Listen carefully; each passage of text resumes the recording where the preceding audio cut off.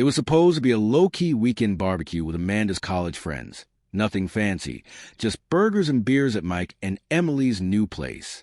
I'd met most of them before, decent people, if a bit louder than my usual crowd. As Amanda's boyfriend of 3 years, I was used to these gatherings. I'm not the life of the party type. Never have been. I'm Ryan, 36, and I run my own construction business. Started with just a pickup truck and me. Now I've got 20 guys on payroll, and enough work lined up for the next 18 months. I work hard, save smart, and don't waste time seeking validation from people who don't matter. Amanda, 34, works in marketing. She's always been more social than me, which I didn't mind. Opposites attract, right? She brought energy to my life. I brought stability to hers, or at least that's how I thought it worked. The barbecue started like any other. I was helping Mike with the grill, while Amanda caught up with her girlfriends. I didn't think much of it when Jess showed up. I'd met her a few times, Amanda's best friend from college. Always got a weird vibe from her, but I kept it to myself. Amanda adored her, said they were practically sisters. Jess had never hidden her dislike of me, always throwing in some backhanded comment about my job, my clothes, or the fact that I'd never been to Europe. I usually let it slide. It wasn't worth the drama. But that night, something felt different. I was bringing Amanda a fresh drink when I heard Jess's voice, louder than necessary. Seriously, Amanda, another summer without a real vacation? When are you going to stop settling and live a little? Amanda laughed nervously. We're saving for a house down payment. Besides, Ryan's business takes up a lot of his time. Jess rolled her eyes dramatically. God, he's such a loser. No ambition beyond pouring concrete and hammering nails. You could do so much better. The group went silent, all eyes on me as I stood there, holding the drink in my hand, staring at Amanda, waiting for her response. She laughed, but not nervously this time, genuinely. He tries his best, she said, taking the drink from my hand without meeting my eyes. Not everyone can have a flashy career like yours, Jess. The conversation picked up again like nothing had happened, like I hadn't just been insulted to my face by her best friend and completely betrayed by the woman I was planning to propose to next month. I stood there for a few seconds, then set my drink down, walked to the chair where I'd left my jacket, picked it up, and headed for the door. Ryan. Amanda called after me, confusion in her voice. I didn't respond, didn't look back. I just walked out, got in my truck, and drove home. My phone started blowing up before I even pulled into my driveway. 12 missed calls from Amanda, 23 texts ranging from confusion to anger. Where did you go? You're embarrassing me. Why are you being so sensitive? Call me back right now. I turned off my phone and went to bed. The next morning, I woke up at my usual time, 5:30 a.m., went for a run, showered, made coffee. When I finally turned my phone back on, there were 37 more messages from Amanda. The last few had a completely different tone. I'm coming over. We need to talk. I've been knocking for 20 minutes. Where are you? I texted back. I'm not discussing this over text. Call me when you're ready to talk like adults. She showed up at my door an hour later. What the hell, Ryan? She demanded, pushing past me into the living room. You just walked out and left me stranded at Mike and Emily's. I closed the door calmly. Stranded? You had your car and plenty of friends to keep you company. You know what I mean. You embarrassed me in front of everyone. Interesting choice of words. I said, leaning against the wall. I embarrassed you? Not just calling me a loser to my face? Not you agreeing with her? I didn't agree. I was just trying to fuse the situation, laughing it off, saying, you try your best. It wasn't that big of a deal. I shook my head slowly. No, that's how you allowed her to be. There's a difference. It was just a stupid comment at a party, she said. It wasn't a comment, Amanda. It was your reaction to it. 3 years together, and you couldn't be bothered to say, don't talk about the man I love that way. She stared at me, her expression shifting from defensive to worried. Ryan, you're not actually upset about this, are you? It's not a big deal. It is to me. She softened her tone, stood, and moved toward me. Baby, I'm sorry if your feelings got hurt. I wasn't thinking. Let's just move past this, okay? I've got that work dinner on Thursday. Wear that blue shirt I like. I stepped back, maintaining the distance. I won't be attending. Her face hardened. What do you mean? I mean I'm done. Amanda, we're done. You can't be serious. You're breaking up with me over one comment. No, I'm breaking up with you because when someone called me a loser to my face, the woman who's supposed to love me laughed and agreed. That tells me everything I need to know about how you really see me. This is ridiculous, she shouted, tears forming. You're throwing away 3 years over nothing. Not nothing, I said. Self-respect. She tried everything. Crying, yelling, pleading, apologizing. When none of it worked, she stormed out, slamming the door behind her. For the next 2 days, I ignored her calls and texts. I focused on work, hit the gym harder than usual, told my foreman I'd be unavailable for a few days, and arranged for my crew leads to handle the current projects. I needed time to pack up Amanda's things from my place and retrieve mine from hers. We'd never officially moved in together, but after 3 years, our lives had become entangled. I was methodical about it, boxing everything neatly, making inventory lists. The engagement ring I'd already bought went back into the safe. On the 3rd day, I saw it. Amanda had posted on social media a long paragraph about being publicly humiliated by her boyfriend, who abandoned her at a party over a harmless joke. How she was blindsided by my extreme overreaction and emotional immaturity. The comments flooded in, mostly her friends offering support, calling me controlling, insecure, petty. Jess's comment was particularly rich. You're better off without him. Men who can't take a joke are walking red flags. I didn't respond online. Instead, I texted Amanda, I'll be dropping your things off tomorrow at 6. I've left your key in the small front pocket of your gray duffel bag. Please have my stuff ready. She replied immediately, we need to talk about this like adults. Stop being childish. I didn't take the bait. I just repeated, 6 p.m., please have my things ready. When I arrived at her apartment the next evening, she was waiting, dressed up, her hair fixed, wearing the perfume I liked. Classic Amanda manipulation tactics. I'd seen them work on me before too many times. Ryan, she started, voice gentle. This has gone far enough. We need to talk. I'm just here for my things, I said, placing the boxes of her stuff in the entryway. Please, 5 minutes.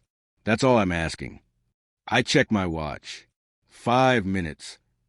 She launched into a practice speech about how sorry she was, how she'd been caught off guard by Jess's rudeness, how she reflected deeply on her behavior. I've even talked to Jess, she continued, told her she needs to apologize to you. She's agreed to meet us for coffee and make things right. I almost laughed. You still don't get it. This isn't about Jess. I know, she said. It's about my reaction. And I'm truly sorry, Ryan. It will never happen again. You're right about that, I said, picking up a box with my belongings. Where's the rest of my stuff? She blinked, thrown off script. That's it. Ryan, please, I love you. Doesn't that count for anything? Love without respect isn't love, I said. Her desperation shifted to anger. So that's it? 3 years thrown away because your ego got bruised. My ego is fine, I said. My understanding of our relationship has changed, that's all. You'll regret this, she snapped. Good luck finding someone else who puts up with your boring, workaholic lifestyle and your constant need for validation. I nodded. Thank you for confirming my decision. As I headed for the door, she played her final card. What about the couple's vacation to Cabo next month? The flights are non-refundable. Everyone's expecting us. I turned back. Everyone, you mean your college friends? Yes. Her silence was answer enough. Enjoy Cabo, I said. I shut the door behind me, knowing exactly what was coming next. The fallout played out as expected. Social media posts painted me as a villain, mutual friends picking sides, and Amanda's mother calling to tell me I was making a huge mistake over some misunderstanding. I weathered it all quietly, focusing on work, reconnected with old friends I'd neglected, and hitting the gym 5 days a week instead of 3. I was living life on my own terms. 2 weeks later, the tone shifted. Amanda's posts changed. No more angry rants about me. Now she was sharing inspirational quotes about recognizing your worth and letting go of what no longer serves you. Classic rebranding. Then, out of nowhere, Emily, Mike's wife, called me. "Ryan, I think you should know something," she said. "After you left the barbecue, Jess went off on you for 20 minutes. She trashed you to anyone who would listen. Eventually, Mike had to tell her to knock it off or leave, and she lost it. She said, 'Amanda deserves better than some blue-collar nobody with no education.' That's when Amanda stepped in and defended you, but it was too little too late. I wasn't surprised, but my curiosity was piqued. How did Amanda know about the ring?" I asked, my voice steady. Emily hesitated before answering. "She's been going through your things for months, Ryan, looking for signs that you were serious. She found the ring 2 months ago, took pictures of it, and showed everyone. Jess has been helping her plan the wedding ever since. The invasion of my privacy hit me harder than the initial disrespect. Amanda had been searching my home for months, violating my trust. Thanks for telling me, Emily," I said, ending the conversation. But before I could process it all, Emily added one last bombshell. Jess and Mike's brother, Ben, have been hooking up for months. Amanda knew. Everyone knew except Mike. That's why Jess has been causing trouble between you two. She's afraid you'll tell Mike about Ben. It all clicked into place. The way Amanda tolerated Jess's behavior, the hostility toward me, and the constant need to defend her friend over me. A week later, Amanda showed up at my office unannounced.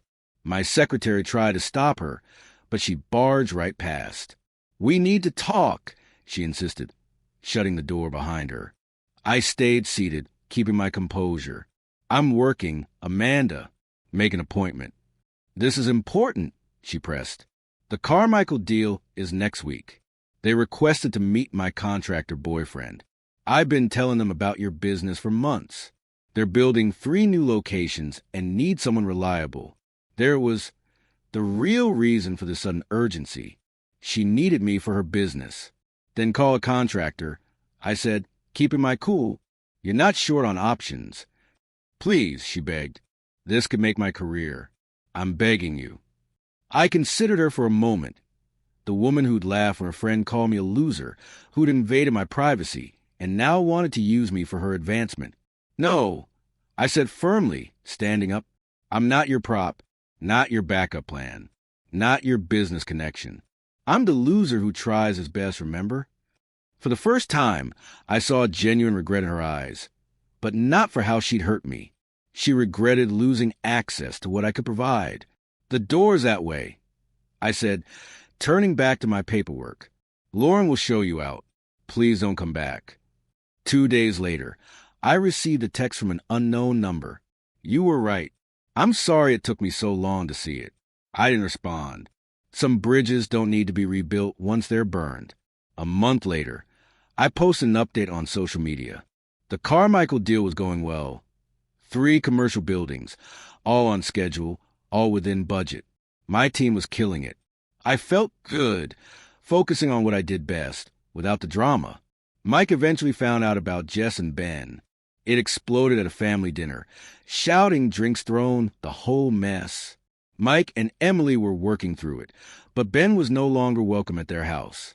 As for Amanda, her marketing firm lost the Carmichael account, plus 2 others, when her boss found out she'd been promising services they couldn't deliver, including exclusive access to her contractor boyfriend's discounted rates. She's still employed, but demoted. Karma had worked in mysterious ways. Amanda's dad called me a week later. Unlike her mother, he was straightforward. He said he respected how I handled things.